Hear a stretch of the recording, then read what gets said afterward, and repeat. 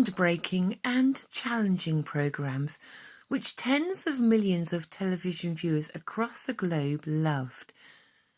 It wasn't always an easy watch. It was pioneering and cutting edge. It had a message and it made us think and consider our surroundings.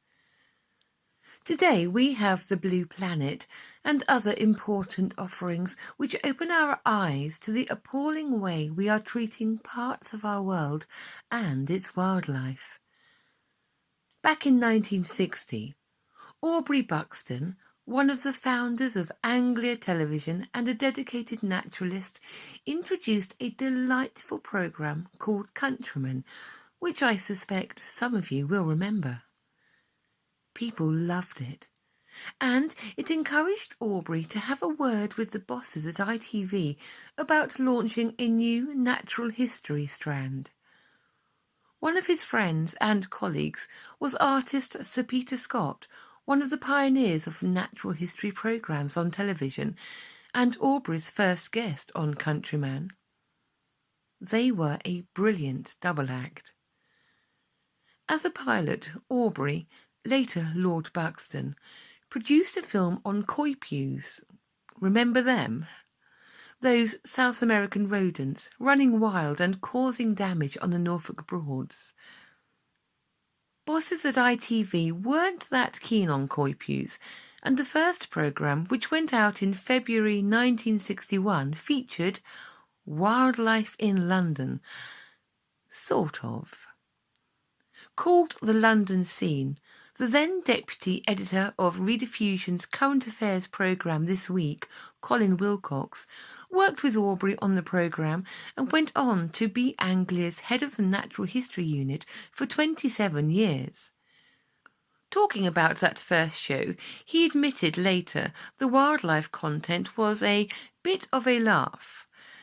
A few feral pigeons, some ducks in St. James's Park, and a fox let out of a laundry basket. And then there was the puffin standing outside the Savoy. It didn't. And the fish filmed in tanks. And he said the series could have been called Tooth and Claw. Both Aubrey and I objected to it on the grounds that nature was not really like that. And in the end we came up with Survival. And no one could think of anything better. And as it turned out, it was a good and lucky choice, wrote Colin years ago. The second Survival, in the heart of the Anglia region, was about the avocet, the rare and beautiful wading bird that had been brought back to nest in the region. And then the team started their travels, bringing us brilliant, moving and at times challenging programmes from across the world. The next one saw cameraman John Buxton, a cousin of Aubrey's, head off to Uganda, where he was joined by local lensman Chiels Margach to make a film about the capture and relocation of around 30 white rhinos threatened by poaching. Called SOS Rhino, this was effectively television's first big international conservation story. Survival was up and running.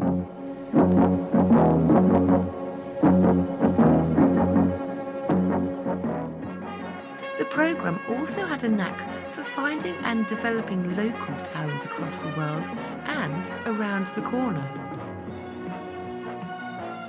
One chap who was around the corner was the great character Ted Eales, warden of the Blakeney Point Nature Reserve in North Norfolk. His friend Aubrey recruited him as a cameraman and filmmaker. In later years, Norfolk farmer Chris Knights also joined their ranks, and he and Ted were presenters on Countryman, which continued on Anglia screens for more than 30 years. Meanwhile, Survival made programmes like no other at the time. From the North Pole to the South Pole, from South America to the Far East, in the sky and in the water.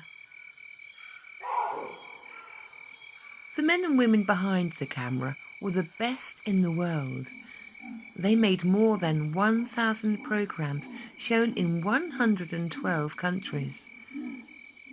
Sadly, some lost their lives on location over the years, while those who did the job took it all in their stride and said boredom and frustration were the greatest enemies and patience the greatest virtue. Their extraordinary skill and talent also helps, and still does today.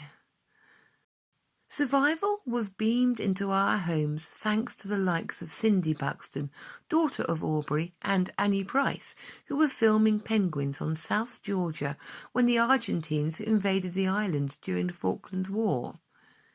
They never actually made it to their remote outpost. Good job, as they only had a couple of catapults, an air rifle, and were given a pistol by a naval officer to defend themselves. And after celebrating its 40th anniversary, changes in the way independent television was run in 2001 resulted in Survival being moved from Norwich to Bristol. Jobs were lost, and the series was doomed.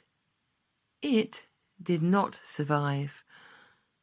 But where Survival went, others now follow.